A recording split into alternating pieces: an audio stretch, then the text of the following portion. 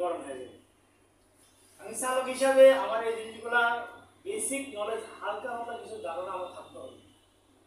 আজকে যে কথাগুলো বলতেছি এগুলোর বিষয়ে আমার কিছু ধারণা থাকতে হবে। অথবা গাড়ি চালালে আমার বড় ধরনের দুর্ঘটনা করতে পারে।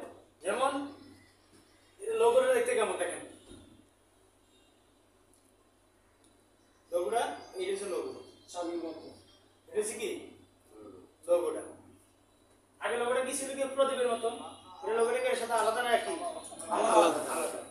দেখেন এখানে কি লেখা আছে সি, এখানে কি আছে এইচ, সি আর কি এইচ। সি তে বোঝায় কুল, এইচ তে বোঝায় হট। সি তে বোঝায় কি কুল কুল, এইচ তে বোঝায় কি হট হট। হট মানে কি গরম, কুল মানে কি ঠান্ডা। যখন আমরা সকালে গাড়ি স্টার্ট করি তখন গরম থাকে না ঠান্ডা থাকে? ঠান্ডা থাকে। যখন আমরা সকালে গাড়ি স্টার্ট করি কি থাকে ঠান্ডা। এই পার্সেন্ট কারেন্টটা কত নিচে থাকে উপরে থাকে? নিচে থাকে। ইন্ডিকেটর বলা হয় সংকেত দেয় নিচে থাকে। ওই ইঞ্জিনটা আসলে গরম হবে তখন কোন দিকে দেবো? উপর দিকে। তাহলে ইঞ্জিন গরম হওয়ার প্রধান কারণ কয়টি বললাম? মনে থাকবে সবার? পানি না থাকলে ফ্যানটা না চললে ফ্যানটা ঢিলা অথবা ছিঁড়ে গেলে বর্তমান যে আপডেট মডেল বর্তমান লোগোটা কি ঠিক আছে? ঠিক আছে। আগে লোগোটা দেখে ঠিক আছে না? কালারটা কি এটা কি লাল কালার কি হচ্ছে? আপনার বিপদ ছাড়া বিপজ্জনক। যখন আমাদের গাড়ি চালাবে ওইসব গাড়িগুলোতে ওই যে ইন্ডিকেটরের মতো দেখবেন কতটুকু যাইতেছে। এটা যখন হিট হইব এটা আস্তে আস্তে করে সাদা থেকে লাল হয়ে দেখবো কালারটা আস্তে আস্তে করে। যখন লাল হয়ে যাবো তখন ধরে উঠবে কোনো দিন আবার হিট হয়ে গেছে। তখনই আমাদের বুঝতে হবে গাড়িটা কি করতে হবে, সাইড করে নিতে হবে, আগের সাথে সাইড করে নিতে হবে। এখানে কি লেখা আছে সি, এখানে কি এইচ মানে কি হট, সি মানে কি কুল। এটা গড় করা হয়েছে, কর আছে, এটা কুল আছে। ইঞ্জিন যদি মনে করেন হিট হয় আস্তে আস্তে করে গড়গুলো কি হইব উপরে বাড়তে থাকবে। তাহলে আমাদের হিট মিটার নতুন মডেল যেগুলো আছে এগুলো কিন্তু ভুল মডেল যেগুলো এগুলো চিনতে পারলাম। তাহলে এই জিনিসটা কি কি অ্যাম্পিয়ার মিটার অথবা ডাইনামো মিটার। অ্যাম্পিয়ার তো কি ডাইনামো। এটা কিসের মধ্যে দেখা যায়? ব্যাটারি। কিসের মধ্যে দেখা যায় না? ব্যাটারি। অ্যাম্পিয়ার অথবা ডাইনামো মিটার এর কাজ কি? বিদ্যুৎ উৎপন্ন করা। বিদ্যুৎ কি করা? উৎপন্ন করা। দেখেন যে আমাদের যে গাড়িগুলো আছে এগুলো দৈনিক কি চার্জ করা লাগতেছে? অটো রিক্সাগুলা এগুলো কি করতে চার্জ করা গেলে আবার কি করতে হয়? চার্জ রিফিল করতে হয়। আমাদের গাড়িগুলো চার্জ করা লাগতেছে, এগুলো চার্জ করে কিসে? অল্টারনেটর। ডায়নামো অথবা কি অল্টারনেটর চার্জ করতেছে। এটা একটা মোটর আছে, যখন আমরা ইঞ্জিন স্টার্ট করি ইঞ্জিন ঘোরার থেকে এটা কি করে অল্টারনেটরে বিদ্যুৎ উৎপন্ন করে ব্যাটারি দেয়। তখন ইঞ্জিনটা কি হয়?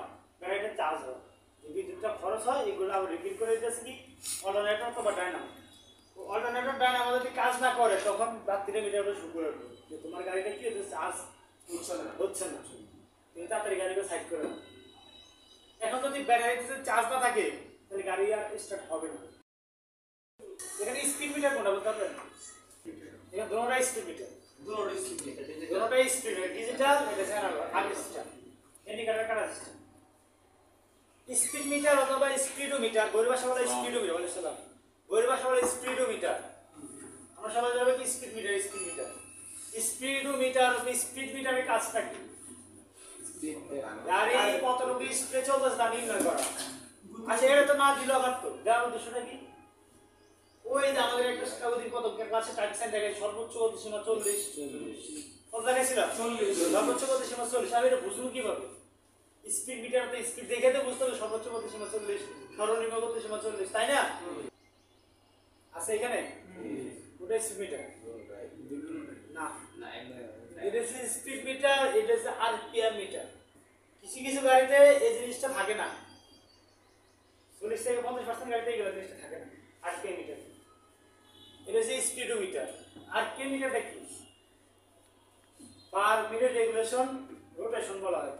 পার রেগুলেশন রোটেশন মিনিট মানে ইঞ্জিনটা কতটুকু ঘুরতে আছে প্রতি মিনিটে, এই জিনিসটা নির্ণয় করে এই আরপিএম মিটার। দেখেন এখানে লেখা আছে 1000, এখানে লেখা আছে কত 1000। যখন এটা 1000 কাছে থাকবে কারা কাছে 20 করে গাড়ি কারা এটা মধ্যে থাকে, তাহলে প্রতি মিনিটে কত বার ঘুরে 1000 কথা কাজ মিল আছে কিনা দেখেন এখানে এটা দিয়ে দিছি পার মিনিট রেজুলেশন মানে প্রতি মিনিটে 1000 টাকা ঘুরতেছে যদি আমি একটু দক্ষ চালাবো আরেকটা আমি বুঝতে পারবো সেটা হচ্ছে গাড়িতে যদি আমার কোনো সমস্যা দেয় গাড়িতে যদি আমার কোনো সমস্যা দেয় আমার 4টা আঙুল কথা ইঞ্জিনের 4টা সিলিন্ডার অথবা 6 সিলিন্ডার যাই থাকুক বা 8 সিলিন্ডার থাকুক ইঞ্জিনের 4টা থাকে একটা যদি কাজ যদি কম করে এই একটা সিলিন্ডার যদি কাজ কম করে বা স্পার্ক প্লাগ যদি সমস্যা দেখা দেয় তখন ইঞ্জিন কাঁপকাঁপি করে অ্যাক্সেলার চাপ দিবেন যদি সব ঠিক থাকে দৌড় মারবে অ্যাক্সেলার যদি মনে করেন যে চাপ দিয়েছেন যদি সমস্যা থাকে আস্তে আস্তে দেবেন তার মানে কি এটা 4টার মধ্যে একটা দুইটা সমস্যা আছে আর এই আরপিএম মিটারে কি করে যদি সমস্যা থাকে ইঞ্জিনের কাটাটা